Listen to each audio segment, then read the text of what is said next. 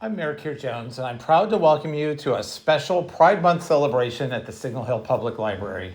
Today, we're honored to feature local author Reba Birmingham, an LGBTQ voice and creator of an amazing series of books. Her latest book, Search for the Summer Stone, reminds us that stories have the power to connect, inspire, and move us forward to a more inclusive world.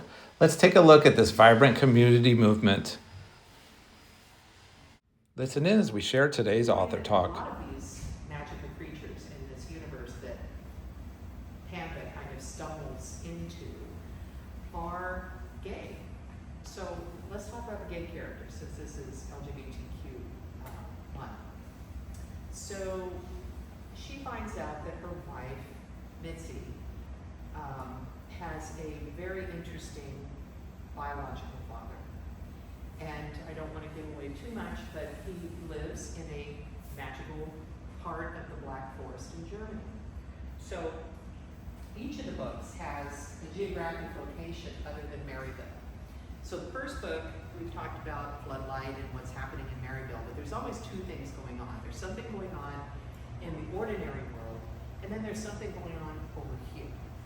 And this time it's Germany and the Black Forest. The Black Forest, the Hercynian Gardens, her church, that's Pastor Maury's church, was becoming the center of her world, and she couldn't wait to get there. Her dad and mom went to the only Lutheran church in Maryville, and eventually she would help them see the light. These old mainstream churches and their stone buildings were turning into museums. Her family attended the historic and cathedral-like St. Olaf's. But on Sundays, the pews were barely filled, with an ever-dwindling congregation. Her tent church, on the other hand, grew like a mustard seed, as Reverend Maury would say. As she quietly let herself out the front door, she thought about dinner-time conversation with her family the night before.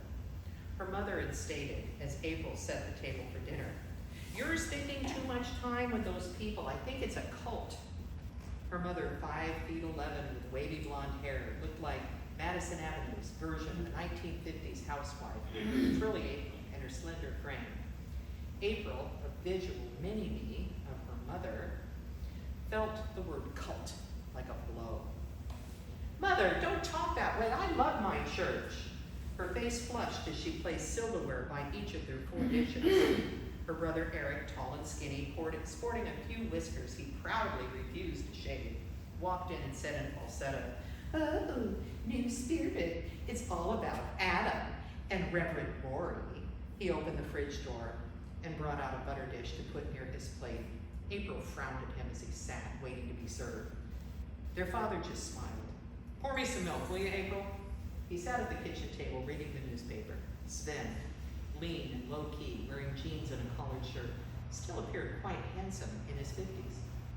April's body shook as she opened the fridge and removed the glass container. She feared for their souls. "You don't understand. Unless we give ourselves to the Lord, we aren't saved." "We're saved." Sven put down his paper. "We're Lutherans." Maybe yours. So now our amorphous evil versus good is starting to coalesce. On one side, we have the free creatures. That's us. Everybody in this room. Anyone who will not give in to fear and let the oppressors oppress, resist. On the other side, we have lupus imperium. Why, you say?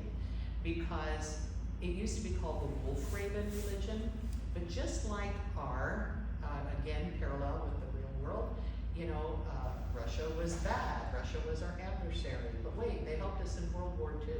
But now they're our enemy again, because look what they're doing to Ukraine. And, we have these countries, we have factions that shift. And so the ravens appear to have made a shift. They don't want to be the wolf ravens anymore. They're like, we're going to go do our own thing.